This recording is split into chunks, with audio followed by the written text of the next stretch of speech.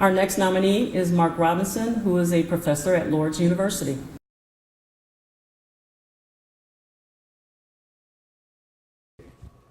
I truly believe that Mark Robinson has been a tireless advocate on behalf of fathers in Lucas County. Mark himself is the father of 2 children, and he has worked tirelessly over the years now to continue to advocate, even when there was not a lot of voices really raising issues related to fatherhood in our community. And this is such a critical issue. There are now a number of children and youth growing up in fatherless homes, both here and across the county, and this is exacting quite cost, both socially and financially, on our communities, and especially for our children and youth in their healthy development.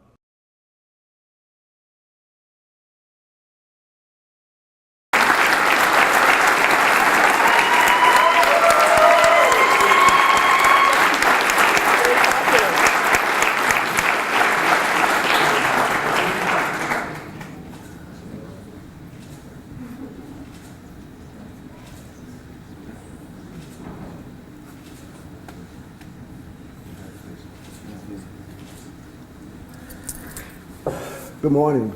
Good morning. I'm honored to be here, and I give all the honor and glory to God. Without His grace and His mercy, I wouldn't be here today. I want to start by thanking Dave and those others who nominated me to receive this award. I'm honored to be here with such other distinguished fathers and fatherhood heroes here today. I'm only doing what God called me to do in my life. Several years ago, God revealed to me my purpose in life.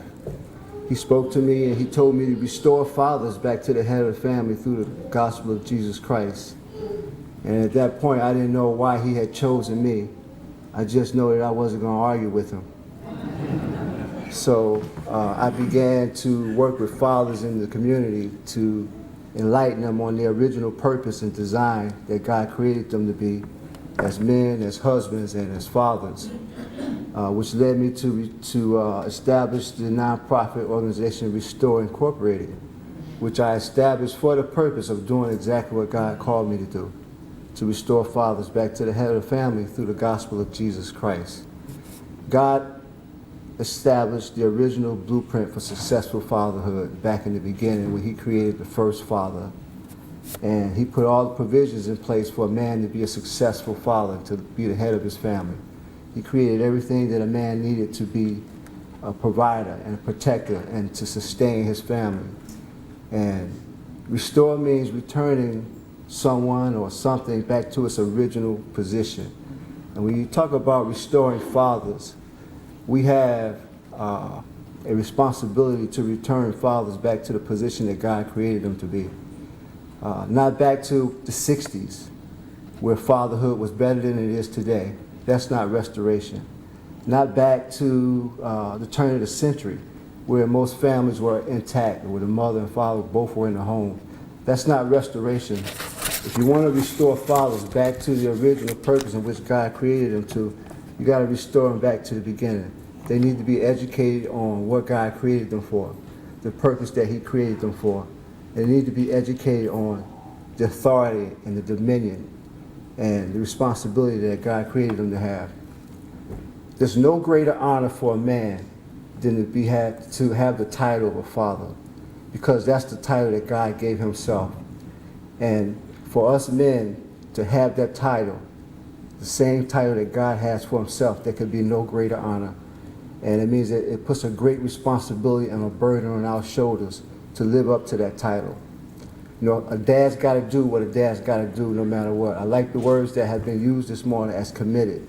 We have to be committed to our children. And I had some other words that I was going to say this morning, but I had an incident in the house this morning that reminded me about my commitment to my daughter, to my children. You know, we had an issue this morning that required me to take a look back at what's more important, me having my way or just having a teachable moment for my 9-year-old daughter. Mariah, stand up.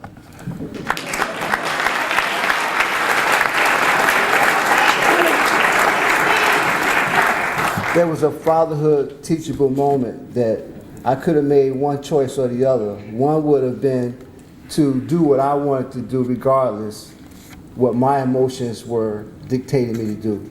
But I thought about it for a second, and I said, this is an opportunity to teach my daughter something.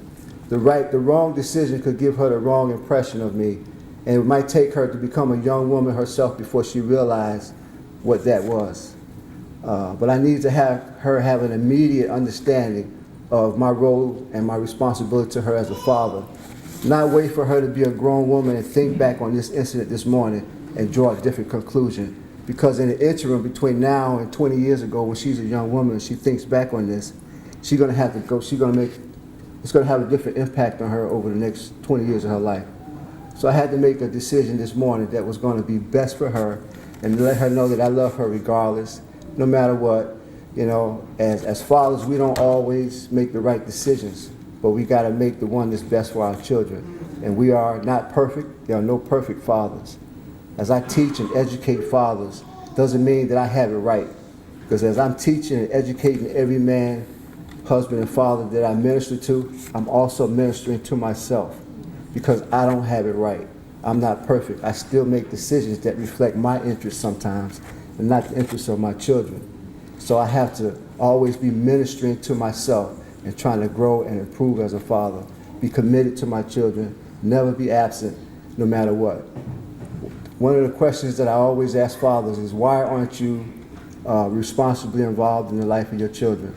And the number one answer that they give me is, I didn't have a father in my life, so I don't know how to be a father to my children. And my response is always the same: you know what not to do. Do not allow your children to experience the same experiences that you had because you didn't have a father.